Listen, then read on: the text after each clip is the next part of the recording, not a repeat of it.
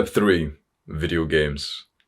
I'm 17 years old and I'm in a dark, quiet room. I'm grunting, I'm sweating, and I'm straining repetitively. I'm in our home gym in the garage working out. My brother's recently got me into weightlifting. It's like this new thing that I'm doing where you lift these weights and you're trying to get bigger muscles, and it seems like super fun. And so I'm here, and last week I hit this weight. So I'm gonna look around for the smallest little weight. Here we go, and I'll add that in. And instantly it clicks into my mind that this is the way I progressed on RuneScape, on the video game that I've been addicted to for like 10 years. That the desire to make progress has always been inside me, but it's just been brainwashed, manipulated, and stolen by games, so that I grew up leveling up in video games instead of the real world. So I put the extra weight plate onto the dumbbell, put it onto the other one, and I'm doing bicep curls and literally just thinking where I could have been in life if I started this mindset earlier of leveling up in the real world instead of in the virtual world. Now, there's something super interesting in that same study, the marshmallow experiment. They found that if they complimented or criticized the children for their performance on their work or school, it changed how much they were able to resist the marshmallow. So right here, right now, what do you think would happen if we complimented you, like 4-year-old you, on his little schoolwork whilst you were trying to do the marshmallow experiment? You know, you've got this one marshmallow, but if you wait 15 minutes, you can have these 2. If we made you feel good and we complimented you, you'd be much more likely to delay gratification. But the little kids who were criticized and given negative feedback for their schoolwork, they were far more likely to be unable to resist and just eat the one marshmallow right now. And that really made me think of the concept, and you can probably relate to this, of like the somewhat lonely and shy video gamer in high school whose teachers keep giving him like bad grades, and every now and then they shout at him and he doesn't feel like good in school. He keeps getting this negative feedback. And so he goes home and plays video games. Of course he does. Because with this like quite inhumane education system, some kids don't perform well in it. I didn't. I always got like quite below average grades, like D's and E's, and there was a couple of F's and everything. And my family are quite high performing in this. You know, I'm brown, so my brother performed really well. He got A's and A stars. My sister performed really well. She got A's and A stars. And here's me, like the dumb kid of the family, underperforming every single day, every single exam, underperforming than my brother and my sister, getting compared to them. Getting shouted at by my father. Oh, you didn't study for this one. You didn't revise for this one. Teachers telling me, you know, being angry at me. Sometimes I wasn't able to understand the test or the homework. So imagine that in my life. Where am I going to go other than the virtual world? Because in the real world, I'm failing. I keep messing up. People don't like me. My friends keep like essentially bullying me. Girls don't like me. Teachers are shouting at me. My dad's shouting at me. But in the virtual world, I'm a dragon slayer. In the virtual world, I'm doing quests and killing demons and Dracula and vampires, and I'm doing cool shit. And, you know, I'm quite a high level in there because I've been grinding. And so when I do meet other people in these video games, they actually respect me and give me status and compliment me. A young man is just going to go where his status is higher. He's just going to go where he's complimented and where he feels like a sense of social connection and brotherhood. And when we don't feel that in school, then you are going to go to video games. You are going to form that sort of peer circle of gamers. Can we blame these like teenagers who are totally addicted to video games? You know, I think we have like quite a negative perception of games, don't we? When we look back, we get angry at how much we played them. And that makes me quite offensive to gamers, the way that I talk about them. But I don't even mean to, honestly. Like when I get angry at like video gamers, it's more that I'm just talking about my younger self. But then when I take a moment to reflect and take like a deep breath, I realize it's like, should we be angry at our younger selves who wasted so much time in the virtual world when that was genuinely where he was accepted most?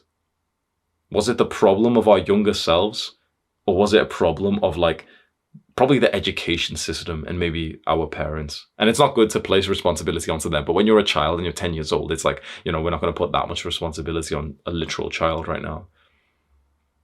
Because if school was more engaging, if I was, you know, more involved in like sport, or, you know, I was asked and encouraged to be more into sport and I was trained there, then I'm sure I wouldn't have been as addicted to RuneScape and Minecraft. And I played those games for literally like 15 years straight, hours every day, over 10,000 hours in video games. You know, it's often said that to master a skill, it takes 10,000 hours. And all video gamers know this. It's like you've probably put in 10,000 or maybe more hours into video games. You could have mastered a skill and become at a world level for this one sport, for example. And instead, it's just spread amongst all the games that we have on Steam. So this effect that when you're given negative feedback, it reduces your willpower, your ability to delay gratification.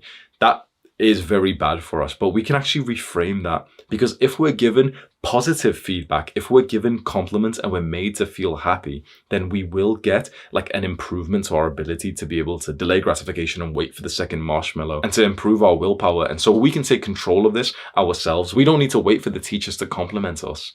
We can do that ourselves. You can do it. Like when you've been hitting a workout, you can manually say positive thoughts in your mind. Often you have to manually, forcefully say like positive things in your brain because they don't often come up naturally. So here you are, like you've just done a workout and automatically your brain is just thinking about high school, it's thinking about, irrelevant things, stupid thoughts, everything, it's just whatever. But you can take a few seconds to think, yes, like you can say the words in your brain, like forcefully, I've completed the workout. I feel awesome. I'm so proud of myself for completing the workout. I've studied today for 25 minutes. It's not like as much as, other people do, but it's quite a high amount for me. So I'm proud of myself. I'm happy. It's of utmost importance that someone, honestly, that's fucking sad, but it's of very much importance for everyone, but especially for children and teenagers, that you're hearing some of these positive words. And I'm so I'm sad for you that you're not hearing that from the people in your life, and from school, from teachers, from parents. But our sadness is not going to help us here. Proactiveness is. If other people aren't implanting these positive, happy, joyful words into your mind, then it's your duty to do it yourself. If you are trying to quit video games, the single greatest piece of advice that I can give you is not just to quit video games, but rather to replace them with a hobby or skill that has a very similar feeling of like progression, status, brotherhood, leveling up. And weightlifting is absolutely perfect for this. You go from grinding and leveling up inside of the virtual world and getting some level of status for like the high score that you're hitting and the boss that you've just killed, to getting into the gym and grinding and leveling up like the weight of the big movements, the bench press and the squat and the deadlift, and you get some level of status there. You get some brotherhood when you work out with guys. Understand this. Every single guy that I have known who has successfully quit video games, which is hundreds of people that I've spoke to in this work that I've done, every single one of them replaced video games with weightlifting. Every time. Literally, it seems to me that you can 100% guarantee that you'll quit video games if you'd rather get into weightlifting instead. And it seems to me that people who try to quit video games without specifically getting into weightlifting often don't end up being successful. They often go back to playing video games. Of course, there's some people who have quit playing games and, they ended up doing some other skill or whatever, but it seems to me that weightlifting is probably the best one.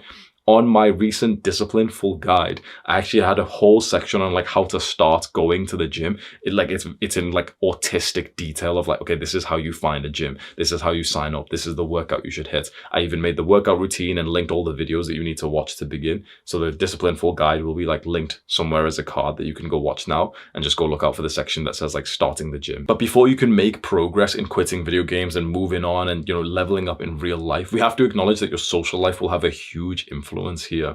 If you're friends with these guys, these losers who are stuck or who are happy in mediocrity, who are happy to continue playing video games, and you stay friends with them, you will stay stuck at this level. Here you are, a young man who's so different from your friends, but you just haven't really shown it that much. You still keep, for example, pretending to be friends with them. You don't want to play video games, but then you still join the Discord server of your little gamer friends. And it's just kind of agitating to listen to people play games whilst they're on Discord, the voice chat. And so you end up joining and you just relapse your non-gaming streak, and you feel pathetic. And, one of the guys there isn't even nice. He's actually a bit of an asshole and everything. So the piece of advice I'd give you is, if you do genuinely want to quit playing video games, you probably need to stop being friends with the same video gamers. because you'll realize that a lot of your friendship just revolves around the video game, which you might not think it does because you might laugh about things, you might talk about other things, and oh, you know, new tape podcast guys and stuff. When you stop playing video games, you'll realize just how little you have in common with them. And the more that you attach yourself to the same people, the less you're going to be able to progress in life, because if they're here at this level, you're trying to climb, but while spending time talking and integrating their beliefs, their mindsets, their words into your brain. So your own self-improvement journey is just slower. Like you're literally delaying the point of which you're going to meet like your beautiful feminine wife, because you're still friends with these guys, and that woman's not going to like you if you're like a fucking loser like this. Because this is below you. The Discord friends, the video games, it is below you. If you're watching a video like this, undoubtedly you are better than that now. You're better than these modern addictions. But too many young guys, they want to quit video games, but they don't quit that friendship group because it feels super painful to leave like the social circle that we're in. You must get used to this concept of shedding layers of your life. That, for example, whilst you were this video gamer, all parts of your life aligned to it. You know, the clothes you wore, the hairstyle you had, the friends you kept, the apps that you had on your phone and on your computer. When you're not like this anymore, you need to almost shed that identity. That means shedding the kinds of clothes that remind you of being a video gamer. That means shedding like the desktop wallpaper that reminds you from it, shedding the Discord server, even the friends, the people who remind you of that lesser version of you, because you're no longer that guy. But if you don't actually make actions in the real world, then you technically haven't changed at all. So this seems scary, but your actionable step is to construct a respectful message, which you're going to send over to this chat, and then you're going to leave straight after that. This is something I've helped quite a lot of young men with, and this is the most effective way to quit playing video games and to like get away from this friendship group that aren't really doing much with their lives. We've tried different ways. Like, I spoke to hundreds of guys speaking about this problem. There's so many different ways you could consider. You can try to just, you know, ghost them a little bit. You can try to just be friendly and be on good terms. None of that ever works. Your real, like, big progress will come from you specifically creating like a full-on, okay, point. I'm like leaving this. I'm no longer this person anymore. This is why I'm saying you construct a respectful message. You don't blame them. You don't say anything bad to them. If you really want this full guy to help you, this is a task that you must do right now. Open up like a Word doc, or maybe just open up the exact Discord server that you usually go to, or the like, you know, the WhatsApp group chat, or whatever it is that you use for these friends. And you just can tell, like, they're not getting onto self-improvement. They're not interested in this. They think that going to the gym is gay. They just want to keep playing games. You're going to construct just a few sentences just saying like, hello, everyone, you know, thank you so much for like the experiences and memories that we've had. I'm grateful to have like, you know, experienced this all, but video games that just don't interest me anymore. And I want to like shed this layer of my life and move on to the next part of like my growth as a person. And this is nothing against you guys. I really hope that you keep having lots of fun.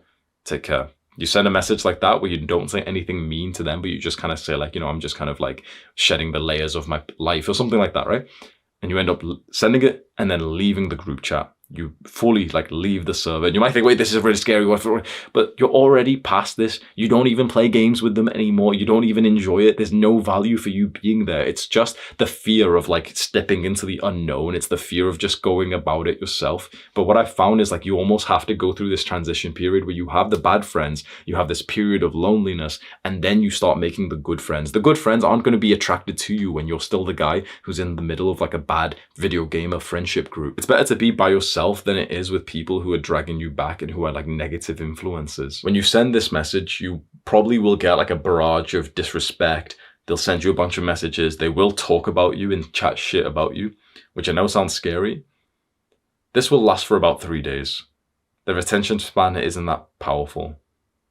After that, they'll go back to playing their games with mild depression, and they'll stop thinking about you.